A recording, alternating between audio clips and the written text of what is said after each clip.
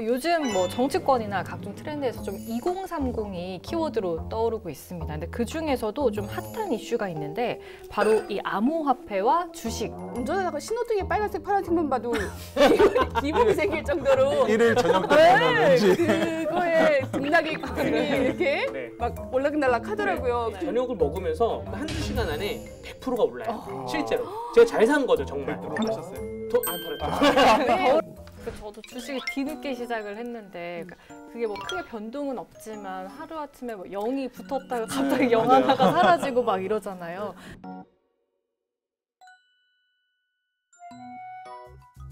제가 생각했던 이득보다 훨씬 많은 이득 수익률이 나오기도 하더라고요. 자고 일어나면 또 그 수익률이 또 원상복귀가 되어 있고 또 자고 일어나면 또 올라가 있고 한두 시간 만에 한 100%가 쫙 올라가요.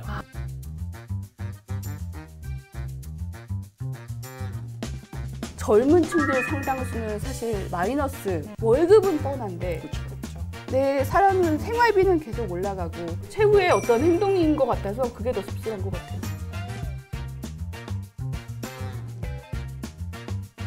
나는 당장 비정규직 취업하면 월급이 최저임금이네.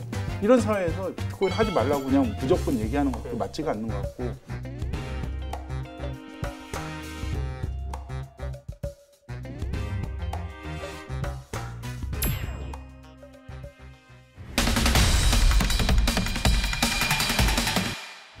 돈의 현안과 이슈를 컬러풀한 시각으로 바라보는 시간, RGB 토크가 찾아왔습니다.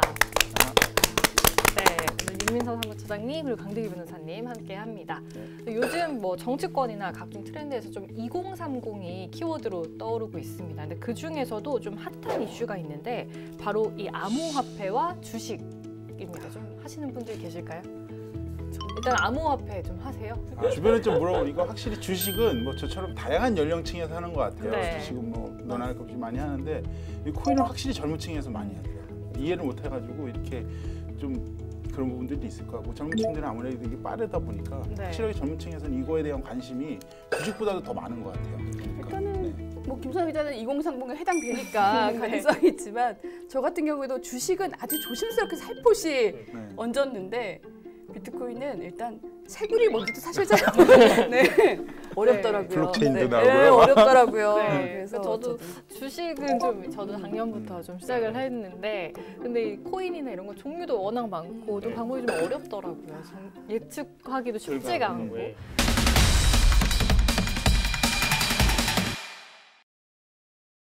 그래서 이렇게 좀 전국적으로 이런 코인, 주식이 이슈가 되고 있는데 그래서 강원도 내에서도 좀 관련 기사들이 나오더라고요. 이제 4월 14일자 강원일보 기사입니다. 이 돈해보 센터장의 아들이 주식과 코인으로 30억을 벌어서 금융회사에 사표를 던졌다. 그리고 또 29일에는 또 20대 젊은 남성이 숨진 채 발견됐는데 아무래도 코인 투자 실패를 비관해서 좀 한 것으로 추정이 된다. 뭐 이런 기사들이 있었어요. 좀 약간 극과 극으로 좀 갈리는 것 같은데 좀 이번 기사를 통해서 좀 뭐 사회적인 문제를 생각해 본다면 좀 어떻게 보시나요? 그러니까 주식이나 암호화폐가 이제 실제적으로 이제 신규 투자자들이 잘 모르고 뛰어드는 게 가장 큰 문제인 것 네. 같아요. 뭐 주식 같은 경우는 어느 기업의 뭐 우량성이나 뭐 이런 것도 보고 가야 되고 코인은 뭐 기본적인 구조나 이런 걸 알아야 되는데 좀 그걸 모르고 투자하는 게 가장 큰 문제인 것 같고요. 네.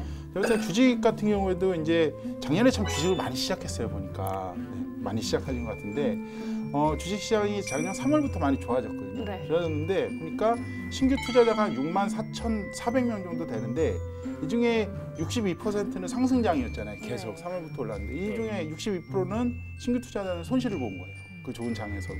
그리고 이 신규 투자자 절반 이상이 보니까 20, 30대더라고요. 네. 그러니까 그런 신규 투자자 중에서도 20, 30대가 굉장히 많은 비중을 지금 차지하고 있는 것 같고 그런데 이제 이런 손해를 봤을 때 이제 어떻게 보면은 그 젊은 층에서는 이거에 대한 파급력이 더 큰 것 같아요. 사회에 대한 불안이나 뭐 이런 것들이 더 젊은 층이 더 클 것 같은데 이런 것들에 대해서는 뭐 제도적 장치나 이런 부분들이 없는 것 같고 한 가지 좀 말씀드리는 게 언론도 문제입니다. 네, 언론도 굉장히 이거를 그냥 자극적으로 누가 30억을 벌었네 이런 기사들은 굉장히 그냥 부풀려지고 있고 어디다 보면 정확한 정보나 위험성 이런 것도 알려야 될 언론이 책임이 있거든요. 근데 그런 것보다는 좀 이슈 중심으로 많이 따라가지 않나 좀 이런 부분들이 많이 발생하는 것 같아요 지금. 네.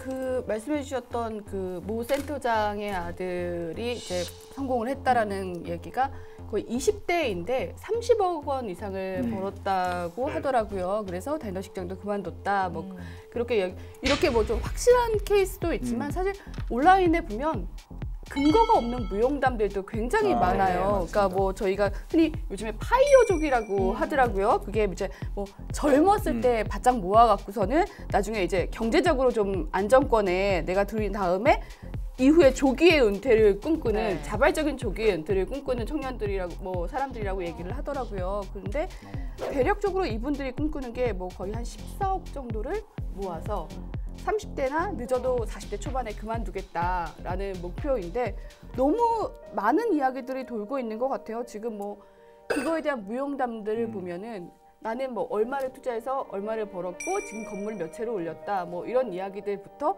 또 뭐 뭘 하면은 얼마까지 벌 수 있다 뭐 근데 이게 정확한 팩트는 없고 그렇죠. 네. 모두가 네. 내용에 보면 다 벌었던 사람들만 나오더라고요. 이런 사람 얘기 별로 안 이런 나와요. 사람은 네. 아무도 없어요. 그렇게 네. 보면 대한민국은 정말 모두가 어. 재벌의 성산에 올라가야 되는데 사실상의 그 팩트가 없는 상태에서 올라가는 게 너무 이제 씁쓸한 상태였고 네. 근데 상대적으로 지금 뭐 지난해 투자 내용들을 보면은 젊은 층들 상당수는 사실 마이너스 이 맞아요. 성장세에서도 마이너스를 기록한 사람들이 더 많았다고 하고요. 네. 그 많은 사람들이 투자를 하는 특히 젊은 층들이 많이 투자를 하는 게 저는 이 상황들이 씁쓸한 게 월급은 뻔한데 그렇죠. 내 살아오는 생활비는 계속 올라가고 아무리 벌고 모아야 집은 살 수 없는 이 현실에 대해서 돌파구를 마련하지 못하는 어떤 몸짓? 그렇죠. 네, 최후의 어떤 행동인 것 같아서 그게 더 씁쓸한 것 같아요. 네. 저희 중에서는 변호사님이 또 코인 네, 이야기하고 유일하게. 있잖아요. 좀 직접 해보시니까 좀 어떠세요? 저는 제가 갖고 있는 여유자금에서 일부 소액만 떼서 하고 있는데 네. 실제로 그 주식과 다르게 가상화폐는 제가 생각했던 이득보다 훨씬 많은 이득 수익률이 나오기도 하더라고요. 자고 일어나면 또 그 수익률이 또 원상복귀가 되어 있고 또 자고 일어나면 또 올라가 있고 한두 시간 만에 한 100%가 쫙 올라가요. 오늘 공개하시나요? 무서워서 못 보고 있어요. 네. 이따가 우리가 얘기할 그 금융위원장에 난 이후에 무서워서 못 보고 있는데 네. 아무튼 그런 건데 이게 사회적 문제로 뭐 꼬집어서 말씀을 드리자면 일단은 그 저희가 이게 20대 두 기사다 20대에 30억 버는 거와 20대에 2억을 잃어서 자살한 기사인데 사실 20대에 이렇게 억억 거리기는 거의 뭐 상속 아니면 재벌가 아니면 불가능하다 보거든요. 그래서 금융 단위에 대한 이런 금융 단위에 대한 그 생각이 좀 깊어지지 않는 그거와 노동의 가치가 좀 훼손되는 그런 거 그리고 상대적 박탈감이 좀 심하게 되는 거 이런 것이 사회 문제라고 보여질 수가 있습니다. 네. 그러니까 말이 10억이지. 10억을 모으려면 1년에 1억씩은 한 10년 모아야 되는데 1년에 1억 모으려면 한 달에 1,000만 원 이상은 네. 해야 되는 거예요. 그러니까 네. 억이라는 돈이 그러니까 너무 남발이 되고 있는 것 같아요. 네. 뭐 10억, 뭐 1억. 뭐 저는 이런. 그래서 이 30억 벌었다는 기사 있잖아요. 네. 이거 다 좋은데 30억 벌었다는 기사를 내시려면 처음에 시드머니가 얼마인지를 좀 같이 나왔으면 좋겠어요. 맞아. 이분이 20억을 가지고 30억을 벌었다. 그러면 저희 청년들이 상대적 박탈감을 크게 안 낼 거예요. 네. 원래 또 계신 분이구나 생각을 하는데 몇 천만 원을 그러고 이분이 이분께서 그 수년 동안 노력하신 분일 수도 있어요. 예를 들어서 2008년에 비트코인이 뭐 몇백 원일 때부터 시작하신 분도 있어요. 그래서 나는 이미 29살이지만 20살 때부터 이렇게 노력을 해왔다. 이런 기사가 수반되면 나도 한 10년을 보고 투자를 해야 되겠구나라고 생각이 드는데 그냥 밑도 끝도 없이 그냥 누가 30억을 벌었다. 29살에 이렇게 나오니까 지금 자살하신 분도 2억을 잃었다고 하는데 이분도 2억을 감당하지 못해서 이렇게 비관해서 자살을 하지 않나 이렇게 추정이 되는 것이죠. 상대적으로 말씀드린 것처럼 이렇게 많은 사람, 현실적으로 이 많은 사람들은 손해를 보거나 손실을 보고 있다라는 위험성도 경각심을 인지해주고 또 이게 당신 혼자의 실패는 아니라는 걸 알아야 네. 그 상대적 박탈감이랑 이런 거에서 조금 더 벗어날 수 있지 않을까라는 생각도 들어요. 위험성도 인지해주고. 그 저도 주식을 뒤늦게 시작을 했는데 그게 뭐 크게 변동은 없지만 하루아침에 뭐 0이 붙었다가 갑자기 0 맞아요. 하나가 사라지고 막 이러잖아요. 근데 특히 가상화폐는 그게 변동성이 훨씬 더 큰데 네. 그럼 그만큼 뭐 핸드폰을 계속 봐야 된다거나 막 거의 일상생활을 못할 정도가 그렇죠. 되는 빠져 있는 사람들은 그렇게 될 것인데 네. 그래서 그 주식과 다르게 그 변동폭이 너무나 크니까 말씀하신 것처럼 하루 종일 이거를 바라보고 일상생활이 거의 불가능하게 되는 경우가 또 사회적 문제라고 볼 수 있고요. 네네. 어차피 이런 시장이구나. 그래서 알아보려고 나름 노력은 했는데 그 다 코인마다 그 목적은 있습니다. 뭐 환경 발전을 위한 코인이 있고 또 무슨 뭐 수소차 개발을 위한 코인이 있고 뭐 다 목적이 있는데 그 목적대로 내가 투자를 해서 어떻게 이게 실현이 되는지 그것도 지금 그 프로세스를 몰라가지고 깜깜이네요, 깜깜입니다. 그래서 좀 의미 없다 생각이 돼서 지금은 뭐 돈을 빼진 않고 그냥 묵혀두고 있는 그런 상태입니다. 네. 그러니까 그만큼 리스크가 큰 투자잖아요. 네. 그런데도 2030이 여기에 그렇죠. 좀 꽂혀있는 네. 이유가 뭘까요? 일단은 뭐 사회적 현상인 것 네. 같아요. 일단은 뭐 지금 뭐 취업 자체도 어렵고 네. 뭐 취업을 해도 뭐 불안정한 비정규직으로 가거나 아니면 뭐 집 한 채 살 돈 마련하기가 실질적으로 지금 불가능한 상태잖아요. 네. 그러다 보니까 계속적으로 이제 또 한면에서는 기성세대들을 봤을 때는 그냥 열심히 일해가지고 사는 사람들보다 뭐 투기해가지고 돈 벌었다고 하는 부분들이 너무 많은 거예요. 네. 그러다 보니까 이 노동이나 뭐 이런 거에 대해서는 점점 더 힘들어지고 관심도 덜하게 되고 네. 내가 과연 이 노동을 해서 잘 대한민국에서 잘 살 수 있을까?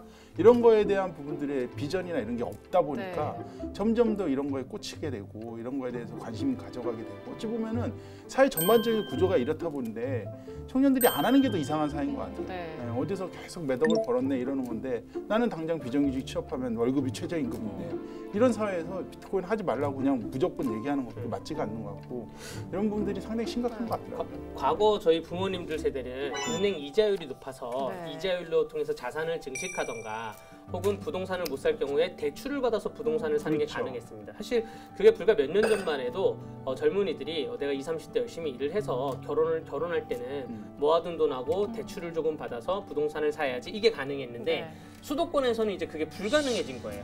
내가 아무리 몇십 년을 일을 해도 부동산을 보유를 못하게 되는구나. 그렇다면 방법은 코인밖에 없다. 주식은 뭐 상한선이 정해져 있으니까 또 네. 실제로 주변에서 이런 기사들이 나오고 하니까 코인 열풍에 빠져들 수밖에 없는 것 같습니다.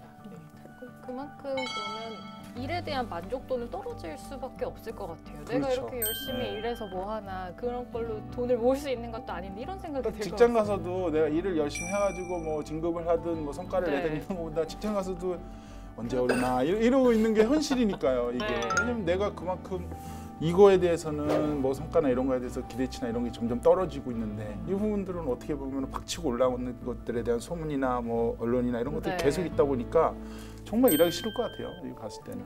네. 뭐 평생을 내가 하나도 안 쓰고 모아도 소득권에서 내 집을 마련하는 거는 이제 젊은 불가능해졌죠. 세대는 네. 불가능한 시대가 됐잖아요. 네. 근데 저도 걱정되는 게 비트코인이나 뭐 이런 가상화폐는 장마감이 아예 없다고 네, 없습니다. 제가 예, 예. 들었어요. 그래서 뭐 저도 주린인데 저도 초반에는 정말 소액임에도 불구하고 운전하다가 신호등에 빨간색 파란색만 봐도 기분이 생길 정도로 일을 저녁 때 네, 하는지. 그거에 등락이 가슴이 이렇게 네. 막 올라락날락 하더라고요. 네. 근데 아예 장마감이 없다라면 내 일상 전반에 영향을 혹시라도 네.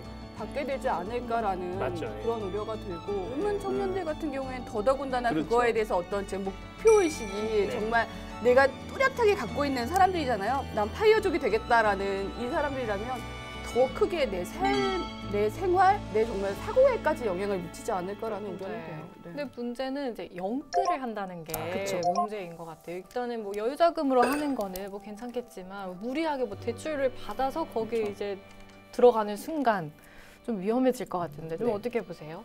그냥 파산 신청하면 되지 뭐 망하면 회생 신청하면 되지 뭐 네. 이렇게 생각을 하는 젊은이들이 있다고 제가 들었는데 네. 사실 그 원인을 불문하고 IMF 이전에는 파산과 회생이 대부분 다 인용이 됐습니다. 왜냐하면 신청하는 사람들이 별로 없어서. 근데 IMF 이후에 이걸 악용하는 사례가 너무 많은 거예요. 본인이 빚을 내서 다 흥청망청 쓰고 난 다음에 파산 신청이나 회생 신청을 하는 사람들이 많아져서 법원에서 요건을 굉장히 까다롭게 점점 올리고 있습니다. 지금 젊은이들이 나이 20, 30대 청년들이 파산 신청을 하면 파산 잘 안 해줘요.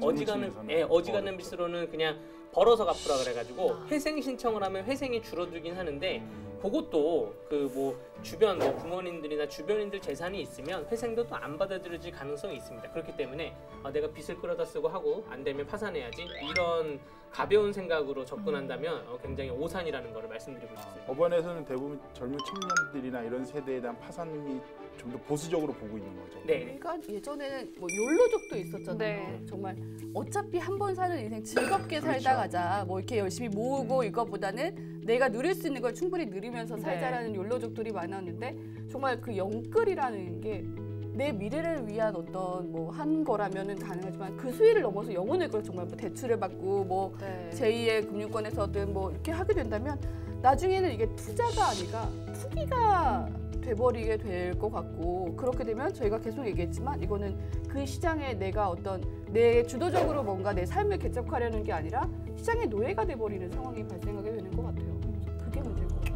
네, 이런 것 때문에 근데 국내 금융당국은 이 암호화폐의 존재 자체를 인정하지 않는 분위기여서 좀 논란이 됐습니다. 지난 22일에 금융위원회 은성수 위원장이 이 가상화폐를 가지고 투기성이 강하고 내재 가치가 없는 가상자산이다 이러면서 가상자산에 투자한 이들까지 정부에서 다 보호할 필요는 없다, 보호할 수는 없다 이렇게 좀 얘기를 했는데요. 그래서 뭐 은성수의 난이라고 좀 부르기도 했습니다. 여기를 어떻게 보세요? 저희 코인하는 사람들 사이에서는 2018년 박상기의 난이 있습니다. 네. 박상기 법무부 장관이 강력한 규제를 발표해가지고 하루 만에 뭐 대표적인 코인이 비트코인이 1천만 원씩 하락하고 그러다가 지금 2년이 지나는 다시 오른 상황이거든요. 네. 그런데 또 은성수의 난이라고 해서 다시 또 이제 강력하게 규제를 얘기하니까 그 또 하락세를 좀 보고 있는데 아까 저희가 말씀드린 그 자살 사례 있잖아요. 이것이 은성수 위원장 발언하고 다다음 날이거든요. 그래서 박상기의 난이라는 2018년 1월 달에도 부산에서 또 한 청년이 또 자살을 했어요. 또. 이러한 상황에서 이게 세계적인 화폐 시장의 변동 흐름을 볼 때 가상화폐나 디지털화폐, 암호화폐에 대해서 과도하게 규제하는 것이 맞느냐라는 것이 의문이고요.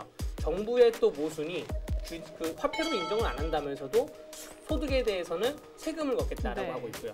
또 검찰이 2018년 5월에 비트코인을 개당 140만 원에 압수했어요. 불법 자금을. 마침 박상기 난이 있고 나서 가격이 확 떨어졌을 때 그거를 몰수를 했는데 그게 2억 7천만 원어치 몰수를 했는데 그게 올해 4월 달에 개당 6,400만 원. 그러니까 140만 원이 6,400만 원 되고 2억 원짜리가 120억이 돼서 46배를 벌어서 팔아서 수익을 얻었습니다. 그러니까 정부도 이렇게 수익을 얻고 있는데 국민들에게 그 희망사다리를 걷어차는 행위가 아닌가 저는 이렇게 저는 생각이 좀 됩니다. 가상화폐 제도화가 혹시라도 투자를 부추기게 될까봐 조금 더 조심스러운 정부 차원에서의 입장인 것 같긴 해요. 그리고 근데 이제 이거를 그렇다고 방치하게 되면 더 큰 문제를 초래할 수 있고 부작용이 날 수 있기 때문에 제 생각에도 어떤 제도를 좀 만들어서 이걸 투기가 아닌 투자로 전환될 수 있는 어떤 안정화 정책이 필요하긴 한 것 같습니다. 그럼 궁금한 게 갑자기 궁금한 게 생겼는데 그러면 그렇게 되는 그 가상화폐는 현실 사회에서는 어떻게 적용이 되나요? 그래서 이게 가상화폐가 저도 저희가 투기냐 투자냐 문제를 봤을 때 이게 만약에 저장 가치만 있다고 하면 전 투기라고 보여지는데 이게 교환 가치가 있어요. 이미 해외의 주요 도시에서는 가상화폐 근데 너무 많거든요. 가상화폐가 뭐 그 100몇십 개가 있고 전국적으로는 1000개가 넘어간다 얘기까지 있는데 전 세계적으로 1000개가 넘어가는 대표적인 가상화폐가 비트코인 같은 게 있죠. 비트코인 같은 경우에는 그 해외에서는 이제 물건을 사던가 뭐 프랑스 같은 데서는 이게 법률적인 자산으로 인정을 하던가 이렇게 이미 규제적 절차를 마련해 두고 있습니다. 그러니까 교환 가치가 이미 생겨나고 있는 거예요, 시장에서. 그렇기 때문에 거기에 대해서 우리나라도 교환 가치를 어떻게 어떤 시스템에서 할지 거기에 대해서 얘기를 나눠봐야 되고요. 지금 비트코인이 뭐 한 개에 5천만 원이다 6천만 원이다 그래서 이거 어떻게 사? 뭐 예를 들어서 주차권을 낼 때 0.0000001을 내는 거예요, 비트코인. 뭐 이런 식으로 해서 이미 교환 가치가 전 세계적으로 성립돼 있으니까 이거를 우리나라가 IT 강국인데 이거를 무조건 규제하고 반대하면 자칫 블록체인 기술에 대해서 암호화폐 기술에 대해서 뒤처질 수가 있다는 그런 위험성이 있다는 것이죠. 그 교환 가치 관련해서는 굉장히 많은 고민하고 관련 대책이 많이 필요할 것 같아요. 줄 거냐 말 거냐 이런 논쟁부터 시켜가지고 다양한 좀 그런 고민들이 많이 필요할 것 같습니다. 지금. 네. 특히나 또 지금의 이슈는 지금 2030들의 이런 절박한 심정에서 그렇죠. 나온 네. 거니까요. 그 왜 이렇게 됐는지를 좀 짚어보는 것도 중요할 것 같습니다. 속 시원하게 할 말은 하자. 강원도의 열혈 기자들이여 눈치 보지 말고 강원 기자회견으로 모이세요.